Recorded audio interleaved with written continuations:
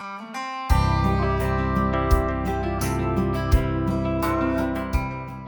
love downtown Franklin. I love the vibe, just being out and seeing all the different people and hearing people talk and seeing, asking people, where are you from? What brings you to Franklin?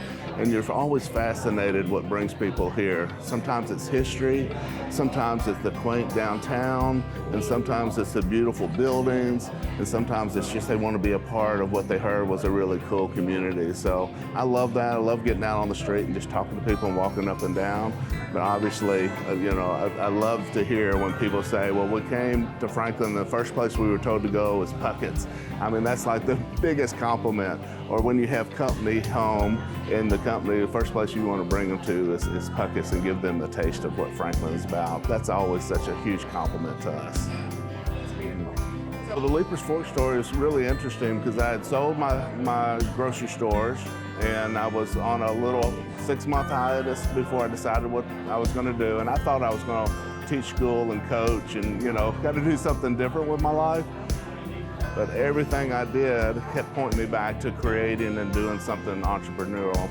And I had a couple of calls. One of them was Pam Tillis called and said, hey, have you ever heard of Leiper's Fork? And I said, Leiper's Fork? No, I grew up in Franklin, never heard of it. And she says, oh, yeah, it used to be Hillsboro. I said, oh, yeah, of course, I know Hillsboro. So it was going through a transition, and she encouraged me to look at this little grocery store down there. It was literally 2 days later, Bill Hewitt with Hewitt Garden Designs in Franklin. He called me, he says, hey, there's a little country grocery store in Leiper's Fork that's for sale. You ought to look at it. And I told my wife, I said, this is way too much of a coincidence for us to not go out and at least look at it.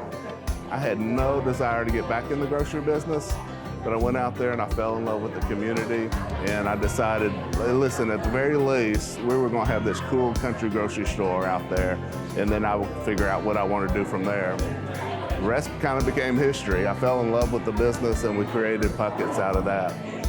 So Leiper's Fork is obviously a big part of our history. We don't own it any longer. Rob Robinson owns it now.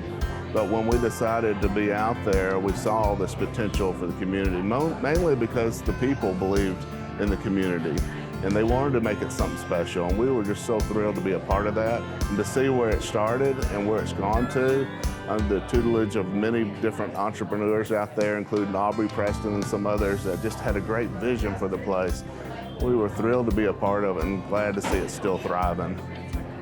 Really, without Leiper's Fork, we would have never opened up another, what we call now a restaurant, right? Before it was a country grocery store serving many needs, but we saw the food as such an important part, and the food popularity became really bigger than the four walls could contain it. And we were like, okay, we got to find a way to leverage this image, this success, into a full-blown restaurant. So Franklin was my hometown, so I came here. I remember this, back when it was a bicycle shop, it had gone through a transition from the bicycle shop into a little city grocery. And so I looked at it and I thought, this may be a great place where we could try to duplicate kind of some of the feel we had in Leiper's Fork. And so it was a great decision. This has become home to us now. This is really, most people associate Franklin as our home base. A lot of the recipes still stand from back years ago when we first started. When we first started, I didn't have a lot of employees, and so I cooked most of the recipes based off of things that I liked and I thought people would enjoy. And a lot of those are still standing today. I mean, my barbecue is the same style I would cook in my parking lots at the Piggly Wigglies. It's old school Memphis style, 18-hour process, slow cooking, and so barbecue obviously is one of our most popular items. We built a business around it. And then beyond that, it's the chicken fried chicken and the cobblers and all the things, and cobblers all the way back to day one with us. So yeah, so a lot of those recipes are still standing, and it's just a thrill to be a part of that and still see items on our menu that have been there for 15, 20 years already. You start getting compliments on, man, we love your sausage, you ought to bottle this, and all that sort of things. And what do you use on your barbecue butts, and what do you use on your ribs? And you get those kind of comments, and you're saying, like, I guess we should bottle it. We should slow down long enough to figure out how we can take our recipes and go to big batch recipes and start selling them. So we did that. It took us about a good year before I was completely satisfied, because you'd think that you could just take a recipe and multiply it for larger, but it really doesn't work that way with food. The chemistry of the foods have to work right. So it took us about a year to perfect it, and man, am I glad that we did it, because we have sold literally thousands and thousands and thousands of bottles of our sauces.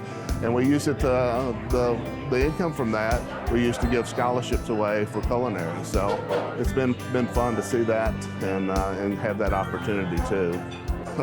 It's funny when you start getting online orders, you start realizing, oh my gosh, we just sent an order to Hawaii, we just sent something to Michigan, we sent something to New York. So you get really excited about those things.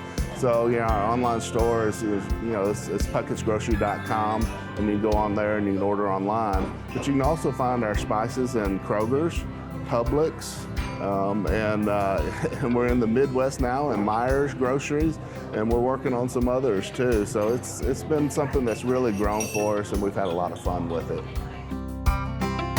Sharing Puckett's skillet cobbler, just to hear that old banjo. Music became kind of a tool. When we were in Leiper's Fort, we kept meeting these really cool songwriters, right? You meet them and get to talk to them, and they tell you their story, and you'd find out some really interesting things about them. And I thought, we have all this talent surrounding us. I wondered if they'd play on our little stage, and we put a little stage in Leiper's, and it just kind of grew organically and just became such a part of us that we love supporting the songwriting community, but it's become really the fiber of who we are at Puckett's too. If we wanted to stop music, I don't know how we would at this point. It's become such a part of who we are. So, in our stage, you never know who will be on the stage. You'll have songwriters that have written numerous big hits, and you'll hear the song from their perspective, and you'll fall in love with their story about the song and about why they wrote it, and the song will mean different things to you when you hear it on the radio. So we've loved that aspect. We now have 9 restaurants across Middle Tennessee and East Tennessee. 6 of those are Puckett's. So we have Puckett's here at Franklin, downtown Nashville, Murfreesboro, Columbia, Chattanooga, and Pigeon Forge. And then you mentioned Scout's Pub here in Williamson County, over in West Haven. It's been a fun project for us. Scout was my dog, my beloved dog. And so we built a nice community pub there for West Haven. It's doing really good. Americana Taphouse on 1st and Main.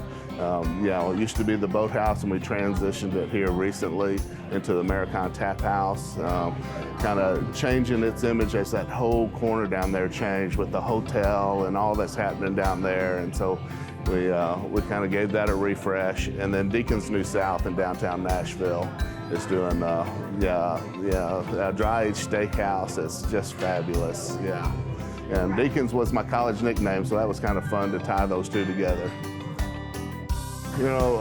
Downtown Franklin is a special place. I mean, it's a community of a lot of independent entrepreneurs, from dress shops to jewelry to restaurants to bars, and it's just a cool vibe down here. So we love being a part of that.